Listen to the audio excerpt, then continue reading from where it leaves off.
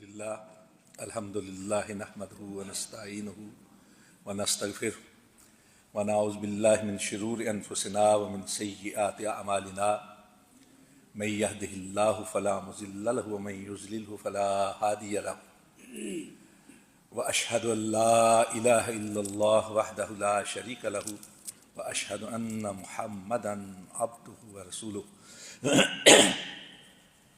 اللہم صلی علی محمد وعلی آل محمد کما صلیت علی ابراہیم وعلی آل ابراہیم انکا حمید مجید اللہم بارک علی محمد وعلی آل محمد کما بارکت علی ابراہیم وعلی آل ابراہیم انکا حمید مجید فاعوذ باللہ من الشیطان الرجیم بسم اللہ الرحمن الرحیم سبحان الذی اسری بعبدہ لیلا من المسجد الحرام الی المسجد الاقصی الذی بارکنا حولہ لنریہ من آیاتنا انہ هو السمیع البصیر اما بعد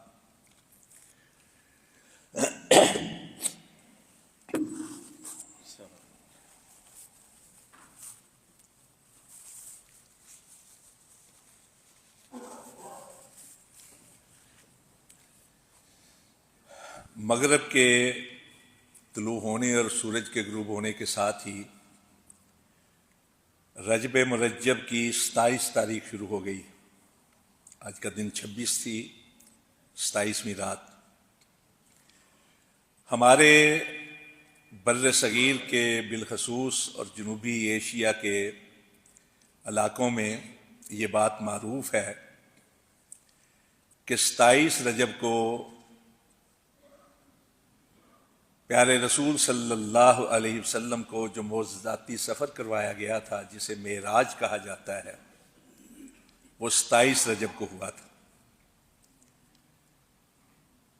اس حوالے سے جس طرح خطبہ جمعہ میں نے اشارہ کیا تھا، ہمارے ہاں افراط اور تفریط کا ذہن پایا جاتا ہے۔ ایک طرف تو ہمارے خطباء اور واعظین ہیں جو ایسے قصے بیان کرتے ہیں جو تحقیق سے ثابت نہیں ہیں، لیکن تلذذ ذہنی کی خاطر طویل طویل قصے اور کہانیاں، اور دوسری طرف ایسے لوگ بھی موجود ہیں جو سرے سے اس معجزاتی سفر کا انکار کر دیتے، یہ کہہ کر کہ عالم بیداری میں ایسا نہیں ہوا، اور کچھ اس سے بھی آگے چھلانگ لیتے، کہتے ایسا واقعہ ہوا ہی نہیں۔ یہ دو قسم کے ذہن پائے جاتے ہیں، جبکہ یہ حقیقت ہے کہ یہ ایک معجزاتی سفر تھا، ایسا سفر کہ قدم قدم پہ جس میں معجزے رونما ہوئے اور ایسے واقعات ہوئے جو ایک اعجاز کی حیثیت رکھتے۔ معجزہ کہا ہی اس کو جاتا ہے جس کی توجیہ اور وضاحت کرنے سے انسان کی عقل عاجز آ جائے۔ آج ترقی کا دور ہے، چھوٹے چھوٹے بگ انسان نے تیار کر لیے ہیں اللہ کی دی ہوئی عقل کے ساتھ، جو آواز کو کیچ بھی کرتے ہیں، خارج بھی کرتے ہیں۔ ہمارے ہاتھوں میں ہے یہ سارے موبائل وغیرہ، اس میں بگ ہیں جو استعمال کیے جاتے ہیں، لیکن یہ آواز کا کیچ کرنا، آواز کا اخراج کرنا، اس کی سائنسی توجیہ کی جا سکتی ہے کہ یہ بگ بنائے گئے ہیں تو اس طرح بنائے گئے ہیں، یہ اس طرح کام کرتے ہیں، یہ اس کی وضاحت ہو سکتی ہے۔ لیکن مجھے یہ بتائیے کہ اس کی توجیہ کون کرے گا کہ زمین کے عام سنگریزے اور کنکر سونے نبی صلی اللہ علیہ وسلم کی ہتھیلی پر آئیں اور ان میں سے اللہ کی تسبیح کی آواز بلند ہونا شروع ہو جائے؟ یہ معجزہ تھا۔ عام کنکر، بگ نہیں، عام کنکر۔ آج طاقتور ریموٹ کنٹرول جو ہیں وہ بنائے ہیں انسان نے، جن کے ذریعے سے کسی چیز کو آن بھی کر دیا جاتا ہے، آف بھی کر دیا، بلکہ اب تو جہاز بھی اڑائے جاتے ہیں، لیکن ان کے استعمال، ان کی ریز جو ہیں، ان کے حوالے سے انسانی عقل کے حوالے سے توجیہ کی جا سکتی ہے، لیکن اس کی توجیہ کون کرے گا کہ آسمان کا چاند دو ٹکڑے ہو گیا؟ وہ معجزہ تھا۔ انسان کی کوئی انگلی کٹ جائے، انسان کے جسم کا کوئی حصہ کٹ جائے، اس میں سے رقیق مادہ بہتا ہے، خون بہتا ہے کٹنے کے بعد، لیکن اگر انگلیاں بھی صحیح ہیں، سلامت ہیں، اور ان میں سے پانی کی آبشاریں بہنا شروع ہو جائیں، کوئی اس کی توجیہ نہیں کرے گا۔ انسان کی عقل عاجز آ جاتی ہے، اس کو معجزہ کہا جاتا ہے۔ آج سائنس اتنی ترقی کر چکی ہے کہ آج سے 100 سال پہلے کے لوگ آ جائیں تو وہ حیران ہو کر دماغ اپنے کھولیں کہ جو جتنی سائنس ترقی کر چکی ہے۔ جہاز اڑ رہے ہیں، یہاں بیٹھ کے ایک ہی وقت میں بغیر کوئی وقت ضائع کیے عکس پورے کا پورا آواز کے ساتھ، پوری حرکتوں کے ساتھ دنیا کے دوسرے کنارے تک پہنچ رہا ہے۔ ان لوگوں کے ایمان کی کیفیت محسوس کریں ذرا، یا ان لوگوں کے ایمان کا عالم دیکھیں کہ اس وقت تک سائنس کی کوئی بات بھی نہیں کرتا تھا، کوئی ایسی چیزیں تصور میں نہیں تھی کہ انسان ہواؤں میں بھی اڑا سکتا ہے، لیکن اللہ کے نبی صلی اللہ علیہ وسلم نے ان کو بتایا اور ان لوگوں نے یقین کر لیا، بغیر کسی شک اور شبہ کے انہوں نے نہ صرف تسلیم کیا، اس پر ایمان لائے اور اس کو آگے ذوق اور شوق کے ساتھ روایت بھی کرتے رہے۔ واقعہ معراج جو ہے احادیث کے اندر کثرت کے ساتھ ملتا ہے، 200 سے زیادہ احادیث واقعہ معراج کے بارے میں، اور 32 کے قریب صحابہ کرام رضوان اللہ علیہم اجمعین ہیں جنہوں نے واقعہ معراج کو بیان کیا، کسی نے اختصار کے ساتھ، کسی نے اور زیادہ جامع انداز میں، کسی نے اور زیادہ جامع انداز میں۔ صحابہ کرام رضوان اللہ علیہم اجمعین نے خود بھی سوال کر کے اللہ کے نبی سے پوچھا، اور خود اللہ کے نبی صلی اللہ علیہ وسلم نے یہ واقعہ بیان کیا۔ اور جس طرح انسانی فطرت ہوتی، ایک واقعے کو ایک آدمی جب بیان کرتا ہے، کبھی اختصار کے ساتھ کرتا ہے، کبھی تفصیل کے ساتھ کرتا ہے۔ مثلا صحابہ کرام کہتے ہیں کہ قلنا یا رسول اللہ کیف اسری بک، اب ذرا بتائیے کہ یہ اسراء کا واقعہ کیا ہے، اللہ نے کس طرح آپ کو یہ سفر کروایا تھا؟ ہم نے پوچھا، اور یہ بھی الفاظ ہیں حدیث کے اندر کہ ان النبی صلی اللہ علیہ وسلم حدثہم، کہ اللہ کے نبی نے خود واقعہ یہ بتایا صحابہ کرام۔ اب ایک صحابی ہیں حضرت مالک بن سعصع رضی اللہ تعالیٰ عنہ، شاید ان کی پوری زندگی کی کمائی یہی واقعہ معراج۔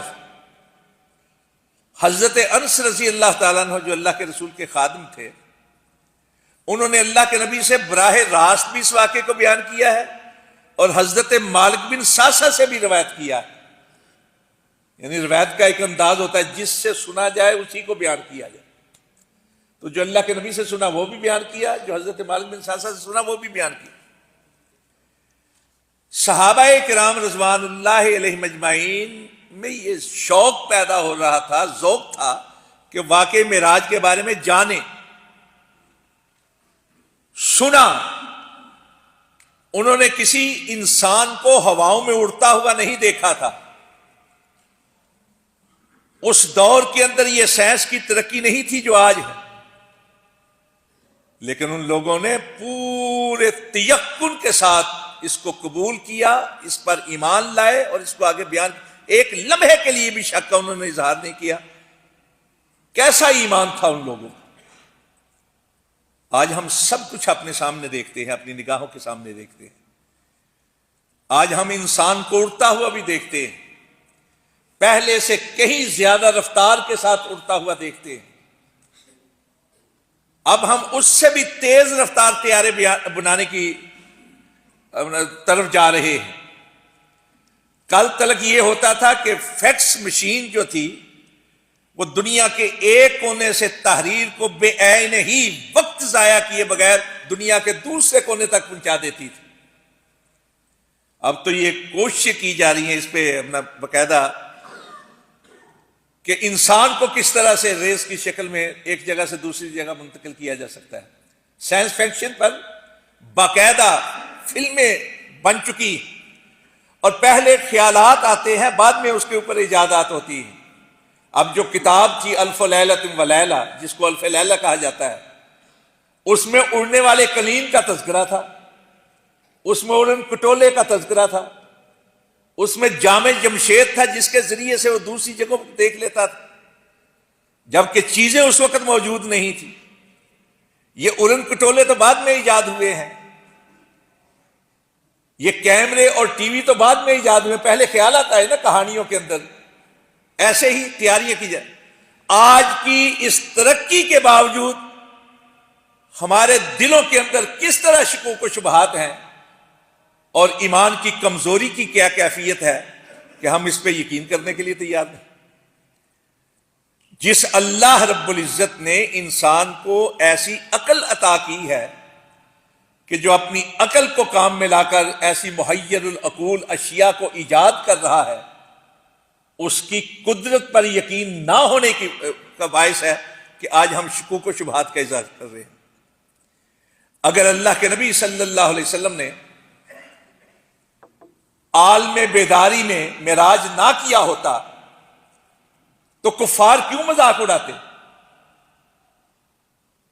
جب اللہ کے نبی صلی اللہ علیہ وسلم نے واپس آ کر کفار کے سامنے یہ واقعہ رکھا تو ان لوگوں نے کیوں مذاق اڑایا؟ اگر خواب کی بات ہوتی تو کہتے خوابوں کی، اس لیے کہ خواب ہم بھی دیکھتے ہیں، آپ بھی دیکھتے ہیں. خواب میں آدمی دیکھتا ہے کہ وہ اڑ رہا ہے فضاؤں کے اندر، اڑنے والے گھوڑے کے اوپر بیٹھا ہوا ہے، یکدم پتہ چلتا ہے وہ کسی لکڑی کے اوپر بیٹھا ہوا ہے. کیسی کیسی چیزیں ہم خوابوں کے اندر دیکھ لیتے ہیں. زیادہ سے زیادہ وہ کہہ دیتے یہ خوابوں کی دنیا میں رہنے والے ہیں معاذ اللہ. لیکن ان لوگوں نے انکار ہی اس لیے کیا، مذاق اس لیے اڑایا کہ اللہ کے نبی نے کہا میں حالت بیداری میں گیا. حدیث کے اندر یہ الفاظ ہیں، پیارے رسول صلی اللہ علیہ وسلم کہتے ہیں کہ میں حتیم پہ بیٹھا ہوا تھا اور میں یہ سوچ رہا تھا کہ رات جو میں سفر کر کے آیا ہوں، اگر میں نے یہ بات اپنی قوم کو بتائی تو کس طرح یقین کریں گے کہ ایسے میں ابو جہل آیا کہنے لگے کوئی خاص بات ہے؟ میں نے کہا ہاں خاص بات ہے. کہنے لگے کیا؟ جب اللہ کے نبی صلی اللہ علیہ وسلم نے یہ بات بتائی تو اس نے دوبارہ پوچھا، اس لیے دوبارہ پوچھا کہ کہیں ایسا نہ میں اپنی قوم کو بتاؤں اور یہ کہیں کہ میں نے تو بات ہی نہیں کی. دوبارہ پھر آپ نے وہی بات کی. پھر اس نے بلایا باقاعدہ لوگوں کو جو وہاں موجود تھے کہ ادھر آؤ بھائی سنو آ کے کیا کہتے ہیں. اور یہ بھی احادیث کے اندر ہے کہ حضرت ابوبکر صدیق رضی اللہ تعالیٰ عنہ کے پاس جا کر کہنے لگے کہ کیا کوئی آدمی رات ہی رات میں یہاں سے بیت المقدس تک کا سفر کر کے واپس آ سکتا ہے؟ انہوں نے کہا نہیں. کہنے لگے پھر تمہارے صاحب کہتے ہیں. انہوں نے کہا اگر وہ کہتے ہیں تو سچ کہتے ہیں. میں تو اس سے بھی بڑی بات پہ یقین رکھتا ہوں، اس سے بھی بڑی بات پر ایمان لا چکا ہوں کہ جب اللہ کے نبی نے کہا کہ آج سمانوں سے مجھ پر وحی آتی ہے، جب میں وہ بات مان چکا ہوں تو پھر اس بات کے نہ ماننے میں کون سی بات ہے؟ اب دیکھیے قرآن مجید کے اندر دو چیزیں بیان کی گئی. جہاں تک خواب کی بات ہے، سورہ یوسف کے اندر 4 خواب بیان کیے گئے ہیں جو محیر العقول ہیں. پہلا خواب حضرت یوسف علیہ السلام کا کہ وہ کہتے ہیں جب انہوں نے یہ کہا کہ مجھے سورج چاند ستاروں نے سجدہ کیا ہے، یہ محیر العقول واقعہ تھا. سورج چاند ستارے سجدہ کر رہے ہیں، لیکن اس خواب کو خواب ہی کے طور پر بیان کیا گیا ہے قرآن مجید کے اندر، خواب ہی کے طور پر. دوسرا خواب، دوسرے 2 خواب جو قیدیوں نے دیکھے، ایک وہ جس نے کہا کہ میں بادشاہ کی خدمت کر رہا تھا، اس کو میں پلا رہا تھا، اور ایک وہ قیدی جس نے کہا میں نے خوان سر پہ رکھا ہوا تھا اور چیلے کوے وغیرہ اس میں سے کھا رہے تھے. پھر چوتھا خواب بادشاہ کا کہ 7 دبلی پتلی نحیف نزار کمزور گائے خوب پلی ہوئی گائے کو کھا جاتی ہے. یہ سارے واقعات محیر العقول ہیں. لیکن ان چاروں کو خواب ہی کے طور پر بیان کیا گیا ہے۔ اگر اللہ کے نبی صلی اللہ علیہ وسلم کا یہ واقعہ خواب ہوتا تو اس کو خواب ہی کے طور پر بیان کیا جاتا۔ اللہ رب العزت نے سورہ اسراء میں، جسے ہم بنی اسرائیل سورہ کہتے ہیں، 15ویں پارے کا آغاز جہاں سے ہوتا ہے، الفاظ کیا ہے؟ سبحان الذی، سبحان کے لفظ کے ساتھ یہ کلمہ تنزیہ ہے، یہ اس بات کا اعلان ہے کہ جس ذات کی بات کی جا رہی ہے وہ ذات ایسی قادر مطلق ہے کہ جس کی طاقت اور قدرت کے اندر کمی کا تصور بھی نہیں کیا جا سکتا۔ ہر قسم کی کمی سے، کوتاہی سے، کمزوری سے پاک ہے وہ ذات، ایسی طاقت ہے۔ دیکھیے حضرت یونس علیہ السلام مچھلی کے پیٹ میں تھے، مچھلی کے پیٹ میں جا کر باہر آ جائے آدمی، یہ تصور بھی نہیں۔ جب کوئی چارہ نہیں نہ چرا تو انہوں نے کیا کہا تھا؟ لا الہ الا انت سبحانک انی کنت من، وہاں سبحان کا لفظ استعمال کیا ہے۔ اس کو پکارا ہے جس کی قدرت کے اندر کمی کا تصور بھی نہیں، بلکہ ایسے تصور کے تصور کا تصور بھی محال۔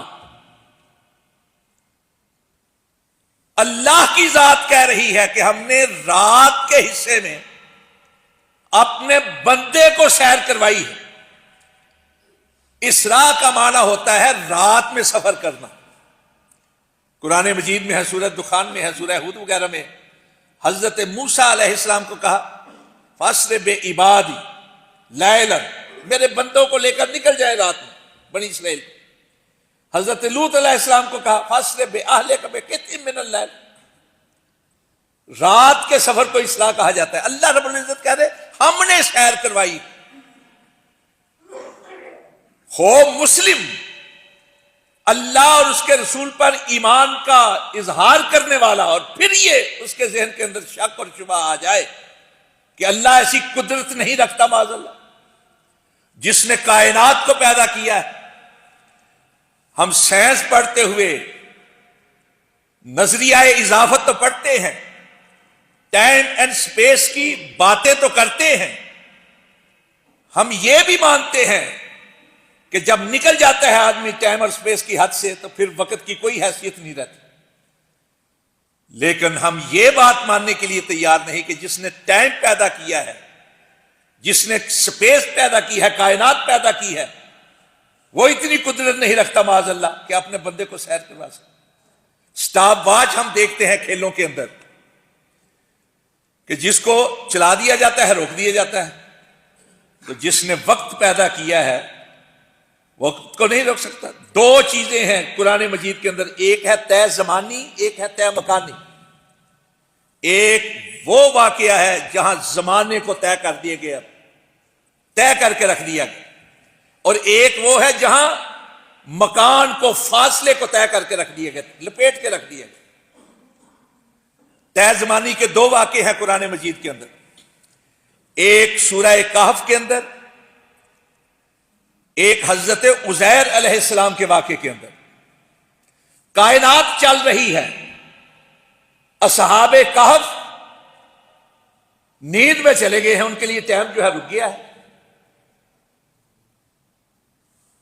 300 سے زیادہ سال تک وہ سوئے رہے ہیں، اور جب بیدار ہوتے ہیں تو ان کو تو معلوم ہی نہیں کہ وقت جو ہے کتنا طے کر دیا گیا، ان کے لیے لپیٹ دیا گیا ہے۔ یہ ہے طے زمانی کا پہلا واقعہ۔ دوسرا حضرت عزیر علیہ السلام کا، نیند کا غلبہ ہو گیا ہے، ان کے لیے رک گیا ہے، ورنہ ٹائم چل رہا ہے، ایک فرد کے لیے رک گیا ہے۔ اب دیکھیے آج ایسے لوگ جو ایسی بیماری جن کو لاحق ہو گئی ہے، جن کا علاج آج موجود نہیں، ان کو آج کوما کے اندر رکھنے کے لیے تیاریاں کی جا رہی ہیں کہ رکھے، کبھی جب اس کے علاج ہوگا تو پھر اس کا علاج کریں گے۔ یعنی طے زمانی کی جو مسالے ہیں قرآن مجید، ان سے استفادہ کرنے کی کوشش کی جا رہی ہے۔ اللہ رب العزت نے ہمارے سامنے یہ واقعات رکھے ہیں، لیکن ہم ان کی طرف توجہ دینے کے لیے تیار نہیں۔ روز ہمارے سامنے چیزیں آتی ہیں، مثلا ہم یہاں بیٹھے ہوئے ہیں، یہ کیمرے لگے ہیں، اسی وقت ایک لمحہ ضائع کیے بغیر یہ ساری حرکتیں، یہ ساری گفتگو دنیا کے دوسرے کنارے پر جا رہی. تو اللہ رب العزت جس نے عقل دی ہے انسان کو کہ جن کے ذریعے سے یہ محیر العقول چیزیں ہمارے سامنے اور ہم مان رہے ہیں، اس کی قدرت کے اوپر سوال کرنا. رسول اکرم صلی اللہ علیہ وسلم نے جب واقعہ بیان کیا نا، تو لوگ ان میں سے کئی تھے جنہوں نے بیت المقدس کا سفر کیا ہوا تھا، بیت المقدس کا مشاہدہ کیا ہوا تھا، جس کو ہمارے انگلش ہیکل سلیمانی کہا جاتا ہے، حضرت سلیمان علیہ السلام کی بنائی. ہمارے لیے تو بیت المقدس، بیت المقدس، بیت المقدس کئی نام ہیں، اور مسجد اقصی کہا گیا دور کی مسجد کے حوالے سے. ان میں سے لوگ جن لوگوں نے مشاہدہ کیا ہوا تھا، دیکھا ہوا تھا اور گئے ہوئے تھے، انہوں نے سوالات کرنے شروع کر دیے. یہ بھی صحیح احادیث کے اندر ہے. اور ان کو یہ معلوم تھا کہ پیارے رسول صلی اللہ علیہ وسلم نے تجارت کی غرض سے سفر کیے ہیں، شام تک گئے ہیں دوسرے علاقوں میں، لیکن بیت المقدس کی طرف آپ نہیں گئے. اس لیے انہوں نے سوالات کرنے شروع کر دیے. اللہ کے نبی صلی اللہ علیہ وسلم کہتے ہیں کہ پہلے تو تھوڑا سا ہوا ایسا کہ کہیں ایسا نہ ہو کہ یہ سوال کر کے میں نہ بتاؤں، اس لیے کہ آدمی جس غرض سے جاتا ہے وہ غرض پوری. مثلا آپ اس مسجد میں آتے ہیں، روز نماز پڑھنے کے لیے آتے ہیں. اگر میں آپ سے پوچھ لوں کہ یہاں صفیں کتنی ہیں، آپ نے کبھی نہیں گنی ہوگی، اس لیے کہ آپ آتے ہیں نماز پڑھ کے چلے جاتے ہیں. جہاں روز بیٹھ کے آپ وضو کرتے ہیں ٹوٹیوں پر، اگر میں سوال کر دوں کہ کتنی ٹوٹیاں ہیں، اب تو وہی وضو کرتے ہیں، ٹوٹیاں گننے تو نہیں آتے. حتیٰ کہ آدمی جس چھت کے نیچے سوتا ہے اس کی کڑیاں نہیں گنتا. کو پوچھ لینا کہ تمہارے چھت کی کڑیاں کتنی ہیں، جسے ہم پنجابی میں بالے کہتے ہیں. اللہ کے نبی صلی اللہ علیہ وسلم وہاں گئے تھے، وہاں نماز ادا کی، اور صرف نماز ادا نہیں کی بلکہ انبیاء کرام کی امامت کروائی. اب وہ سوالات پوچھ رہے ہیں عمارت کے بارے میں، اس کے دروازوں کے بارے میں. تو اللہ کے نبی صلی اللہ علیہ وسلم کہتے ہیں کہ اللہ رب العزت نے میرے سامنے لا کے کھڑا کر دیا. وہ مجھ سے جو پوچھتے تھے میں اس کو دیکھ دیکھ کے انہیں بتایا چلا جاتا تھا. یعنی آج ہم ٹی وی دیکھ رہے ہیں، لیکن اللہ کے نبی نے حدیث کے اندر بیان فرمایا کہ اس وقت میرے سامنے لا کے کھڑا کر دیا. ایک ایک چیز دیکھ دیکھ کے بتا رہے ہیں. اور پھر وہاں جو امامت کروائی ہے وہ اس بات کا اعلان ہے کہ سونے مدینے والے کی شان یہ اللہ رب العزت نے بتائی ہے کہ سارے انبیاء کرام آپ کے مقتدی ہیں. مطلب یہ کہ 1,24,000 حضرت آدم علیہ تحیت و تسلیم سے لے کر حضرت مسیح علیہ السلام تک سب کی شریعتوں کی تکمیل کرنے والا اگر کوئی ہے تو آمنہ کا لال ہے، مدینہ کا تاجدار. اور آپ اب ساری کائنات کے لوگوں کے امام، رہبر اور رہنما کی حیثیت رکھتے. اس لیے کہ پہلے جتنے نبی آئے وہ خاص قوم کے لیے آئے، مخصوص علاقے کے لیے آئے، محدود وقت کے لیے آئے. خود اللہ کے نبی نے ارشاد فرمایا کہ مجھے 5 چیزیں ایسی عطا کی گئی ہیں جو پہلے کسی نبی کو، مجھ سے پہلے کسی نبی کو عطا نہیں. اور ان 5 میں سے 5ویں بات آپ نے یہ فرمائی کہ پہلے نبی آتے رہے ہیں خاص قوم کی طرف، اور میں ہوں پوری کائنات کی طرف. اور ایک اور حدیث ہے جس کے اندر کہا ارسلت علی الانبیاء بست، اس میں کیا ہے ارسلت الی الخلق کافہ وختم بی النبیون. 5ویں اور 6ویں یہ بات. اور یہی چیز قرآن پاک میں اللہ رب العزت نے کہا قل یا ایھا الناس انی رسول اللہ علیکم جمیعا وما ارسلناک الا کافۃ للناس بشیرا ونذیرا. آپ ساری کائنات کے رہنے والوں کے لیے، تمام مخلوق کے لیے رہبر، رہنما، ہادی بنا کر بھیجے گئے ہیں. امامت اس بات کا اظہار تھا کہ سارے انبیاء کی جو امتیں ہیں ہر قوم کی طرف نبی آئے. لکل قوم ہاد وَلَقَدْ بَعَثْنَا فِي كُلِّ أُمَّةٍ رَسُولًا. ہر قوم کی طرف نبی آئے ہیں اور تمام نبی آپ کے مقتدی ہیں. تو اس کا مطلب یہ ہے کہ کائنات کی تمام اقوام کا اگر کوئی ہادی، رہبر اور رہنما ہے تو سونا مدینے والا ہے اور کوئی نہیں. ضمن ایک بات آگئی ہے، ذرا سمجھیں. قرآن مجید میں اللہ کے نبی کا ایک لقب ہے النبی الامی، اکیلا امی نہیں، النبی الامی، موصوف صرف بن کے پھر الذین یتبعون الرسول النبی الامی۔ تو امی کے کئی معنی کیے ہیں لوگوں نے۔ اگر مثلا ماں کی طرف نسبت ہو تو مطلب یہ کہ جس طرح ماں کے پیٹ سے نکلنے والا بچہ ہر قسم کے شائبے سے، غلطی سے، کوتاہی سے، اس طرح اللہ کے سونے نبی صلی اللہ علیہ وسلم کائنات کی وہ عظیم ترین ہستی ہیں کہ جن کے بارے میں ایسے ویسے تصور کا شائبہ بھی نہیں کیا جا سکتا۔ ہر لحاظ سے پاک پوتر ہے آپ کی حیات مبارکہ۔ مرکز کی حیثیت سے کیا جائے تو آپ مرکز ایمان ہیں، محور عقیدت کی حیثیت رکھتے ہیں۔ لیکن ایک معنی جو ہے نا امی کا، وہ ایک فارسی شعر میں بھی ہے۔ 3 حرف ہیں امی کے، الف میم یا، جس کو یہ اردو میں کہتے ہیں۔ اگر اس کو یا نسبتی مان لیں، مثلا میں پسروری کہلاتا ہوں، مطلب کیا؟ پسرور سے تعلق۔ کوئی لاہوری کہلاتا ہے، کیا مطلب؟ لاہور سے تعلق۔ اس کو الگ کر دیں، 2 حرف بچتے ہیں، الف اور میم۔ تو فارسی شاعر کہتا ہے کہ امی و گویا بزبان فصیح از الف آدم و میم مسیح، کہ امی کا مطلب یہ ہے کہ حضرت آدم علیہ تحیت و تسلیم سے لے کر حضرت مسیح علیہ السلام تک جتنے نبی اور رسول آئے ہیں ان سب کی خوبیاں، بہتریاں، صفات حسنہ، محامد جلیلہ اگر کسی کی ذات کے اندر بدرجہ اتم پوری کی پوری جمع کر دی گئی ہیں تو وہ آمنہ کے لال کی ہستی ہے، مدینہ کے تاجدار کی ہستی۔ اور یہاں امامت کروا کر یہ بات ثابت کر دیا گیا ہے کہ ساری کائنات کے اوپر اب کسی کی رہبری اور رہنمائی کا سکہ چلے گا تو صرف مدینہ کے تاجدار کا چلے گا اور کسی کا نہیں چلے گا۔ اسی واقعے معراج کے اندر اسی حوالے سے ایک اور واقعہ ہے، ترمذی کے اندر ہے کہ جبریل امین علیہ تحیت و تسلیم براق کو لے کر آئے، اور یہ براق بھی ایک دلیل ہے عالم بیداری کے ہونے کی۔ مثلا کیا؟ آج ہم یہ بات مانتے ہیں کہ نوری رفتار، یہ جو سورج کی شعاؤں کی رفتار ہے زمین تک پہنچنے کی، اس کی رفتار ہے 1,86,000 میل فی سیکنڈ۔ اب جو ہے ہی براق برق کو کہتے ہیں، برق کے مجموعے کو کہتے ہیں، برق سے نکلا ہے براق۔ برق کہا جاتا ہے بجلی کو۔ آپ یہاں بٹن دبائیں، بغیر کسی لمحہ ضائع کیے کہیں کا کہیں اس کا اثر پہنچ جاتا ہے۔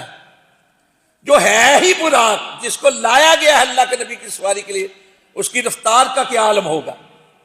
خود اللہ کے نبی نے ارشاد فرمایا لوگوں کو سمجھانے کے لیے، اس لیے کہ اس وقت تک بجلی کی ایجاد تو نہیں ہوئی تھی، دریافت نہیں، ایجاد تو تھی، بجلی اللہ نے پیدا کی لیکن دریافت نہیں تھی، اس طرح استعمال میں نہیں آتی تھی۔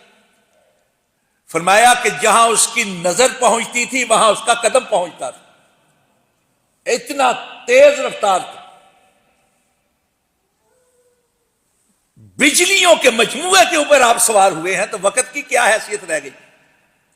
بہرحال ترمذی کی روایت ہے کہ جب براق کو لایا گیا اور آپ سوار ہونے لگے تو براق نے شوخی دکھلائی۔ تو اس وقت جبریل امین علیہ تحیت تسلیم نے براق کو مخاطب کر کے ڈانٹ کر کہا، اور میں یہ عرض کیا کرتا ہوں کہ براق کی کیا جرت تھی کہ وہ شوخی دکھاتا؟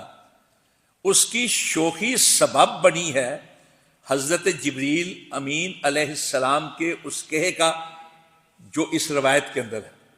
جب اس نے شوخی دکھائی نا تو اللہ کے نبی نے کہا اب محمد تفعل ھذا، صلی اللہ علیہ وسلم، اب محمد تفعل ھذا ما رکبک اکرم علی اللہ من، تجھے معلوم ہے آج تجھ پر کون سوار ہونے لگا ہے؟ آج تجھ پر وہ سوار ہونے لگا ہے کہ اللہ کے ہاں اس سے بڑھ کر کرامت والا، بزرگی والا، احترام و اکرام والا، تعظیم و تکریم والا، شان فضیلت والا، منقبت اور منزلت والا، اشرفیت و عرفائیت والا کائنات میں کوئی ہے ہی نہیں۔ اکرم و علی اللہ کے الفاظ استعمال کیے، یہ نہیں کہا کہ اکرم و فی الارض۔ اس لیے کہ زمین تمام تر وسعتوں کے باوجود اللہ کی پیدا کردہ کائنات کے اندر ایک ذرے کے برابر ہے، ایک ذرے کے برابر۔ کائنات بڑی وسیع ہے، ساری وسعتوں کے باوجود زمین ایک ذرے کے برابر ہے۔ اکرم اللہ کا مطلب یہ ہے کہ اللہ کی پیدا کردہ ساری کائنات میں، اس کی مخلوقات اور موجودات کے اندر سونے آمنہ کے لال، مدینہ کے تاجدار، نبیوں کے امام، رسولوں کے سردار سے بڑھ کر شان شوکت والا، اعلی مقام والا، اشرفیت و عرفیت والا، فضیلت والا، منقبت والا، کرامت والا، بزرگی والا، تعظیم و تکریم والا کوئی ہے ہی نہیں۔ تو واقعہ معراج جو ہے اللہ کے سونے نبی کی فضیلت ہے، آپ کی عظمت ہے، آپ کی شان کے بے مثال ہونے کا ایک عظیم واقعہ ہے۔ قدم قدم پہ ہمیں واقعات جو ہے دکھائی دیتے ہیں، جو ہر قدم پہ شان اعجاز لیے ہوئے ہیں۔ اگر ان کی تفصیل کے اندر ہم چلے جائیں تو وقت بہت زیادہ صرف ہوگا۔ یہ یقین رکھیں اور یہ مان لیں، اس پر ایمان کامل ہونا چاہیے کہ واقعہ معراج ایک معجزاتی سفر ہے جو سونے نبی کی فضیلت اور عظمت کو بیان کرتا ہے، آپ کی نبوت اور رسالت کی عالمگیریت کا اعلان ہے، تمام انبیاء کرام کی امتوں کو آپ کی امت کے اندر شامل کرنے کا واضح اعلان ہے، ترمیم ہے واضح طور پر، اور سب سے بڑھ کر یہ کہ یہ ایک ایسا واقعہ ہے جو ایک عقیدے کی حیثیت رکھتا ہے۔ اس کو تلذذ ذہنی کے لیے قصے کہانیوں میں بیان کرنے کی بجائے اس کے اندر جو سبق اور عبرتیں ہیں ہمیں ان کی طرف توجہ دینی چاہیے۔ میں نے پہلے عرض کیا کہ ہمارے ہاں یہ سمجھا جاتا ہے کہ 27ویں رجب کو یہ واقعہ ہوا ہے، جبکہ صحابہ کرام سے کوئی دلیل کے ساتھ یہ بات نہیں ہے کہ کس تاریخ کو یہ واقعہ ہوا ہے۔ حافظ ابن حجر رحمۃ اللہ علیہ نے 10 قول نقل کیے، مولانا صفی الرحمان مبارک پوری نے 6 قول نقل کیے ہیں، سید سلیمان ندوی رحمۃ اللہ علیہ نے سیرت النبی کے اندر 18 سے زیادہ قول نقل کیے ہیں۔ صحابہ کرام کے ہاں یہ تہوار نہیں تھا، وہ اس واقعے کے اندر جو سبق تھے ان سبق سے نصیحت حاصل کرتے تھے، جو عبرتیں تھیں ان سے نصیحت حاصل کرتے تھے۔ اس لیے کہ اگر یہ تہوار ہوتا تو تاریخ پر کوئی اختلاف نہ ہوتا۔ 2 تہوار ہیں ہمارے، عید الفطر، عید الاضحیٰ۔ دنیا کے کسی مسلک سے تعلق رکھنے والا مسلمان ہو، دنیا کے کسی ملک سے تعلق رکھنے، آپ اس سے پوچھیں کہ عید الفطر کب ہے، وہ کہے گا یکم شوال کو۔ پوچھے عید الاضحیٰ کب ہے، کہے گا 10 ذو الحجہ کو۔ تاریخ کا پتہ ہے انہیں۔ اس واقعے کا ذوق بھی تھا، شوق بھی تھا، بیان بھی کیا ہے۔ یہ تو بیان کیا کہ اللہ کے نبی نے جنت کے اندر کیا مشاہدہ کیا، یہ تو بیان کیا کہ جہنمیوں کی کون کون سی چیزوں کو دیکھا اور ان کی سزائیں کیوں ان کو ملی۔ اس لیے بیان کیا تو ان سے سبق حاصل کریں، کیا کام کریں گے تو جنت ملے گی، کن کاموں سے رکیں گے تو جہنم سے بچ جائیں گے۔ بدکاروں کا ذکر کیا، زبان دراز خطیبوں کا ذکر کیا، لوگوں پر تہمت باندھنے والے گناہ گاروں کے عذاب کا ذکر کیا۔ یہ ساری چیزیں اس لیے بیان کی ہیں کہ ان چیزوں سے آدمی رک جائے، بچ جائے۔ یہ جو سبق تھے ان کی طرف ہماری توجہ نہیں گئی، جو عبرتیں تھیں ان کی طرف ہماری توجہ نہیں گئی۔ ہم صرف اس بات کے اندر الجھ کے رہ گئے ہیں کہ اگر اس روز ہم یہ کھانا بنا لیں تو کیا مزہ آئے گا، یہ کام کر لیں تو۔ اب دیکھیے معراج میں کیا ہمیں حاصل ہوا تھا، کیا تحفے تھے معراج کے جو اللہ رب العزت نے اپنے عظیم مسافر کو دیے تھے۔ نماز فرض کیا گیا، فرض کی گئی تھی۔ یہ کہا گیا کہ شرک نہیں کرنا، سارے گناہ معاف ہو جائیں گے، شرک معاف نہیں ہوگا۔ سورہ بقرہ کی آخری 2 آیتیں عطا کی گئیں۔ یہ بھی اعلان کیا گیا، یہ خوشخبری بھی سنائی گئی کہ اگر کوئی گناہ کا ارادہ کرے گا تو نہیں لکھا جائے گا، گناہ کرے گا تو 1 لکھا جائے گا، لیکن اگر نیکی کا ارادہ کر لے تو اللہ نیکی لکھ دے گا، اور اگر نیکی کا کام کر لے تو 10 گنا بڑھا کے ثواب ملے گا۔ ان چیزوں کی طرف ہماری توجہ نہیں گئی، حالانکہ ان چیزوں کی طرف توجہ جانی چاہیے۔ ہم اگر معراج کو سنتے ہیں تو پھر نماز کی فرضیت سے چارہ نہیں ہے، نماز کی فرضیت سے چھٹکارا نہیں ہے، اور بغیر نماز پڑھے چارہ نہیں ہے۔ اللہ رب العزت سمجھنے کی توفیق عطا فرمائے۔ واقول قولی ھذا استغفر اللہ لی ولکم۔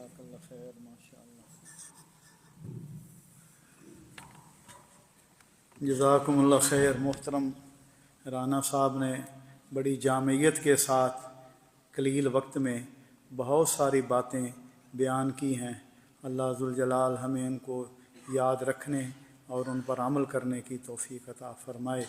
بارک اللہ فیک۔ تمام احباب کا شکریہ کہ آپ نے بڑے غور سے سنا، اور اللہ ذوالجلال ہمیں ان باتوں کو یاد رکھ کے خود بھی اپنے اہل خانہ کو بھی جو یہاں موجود نہیں ہیں انہیں بھی ان باتوں کو بتانے کی اور ان پر عمل کی توفیق عطا فرمائے۔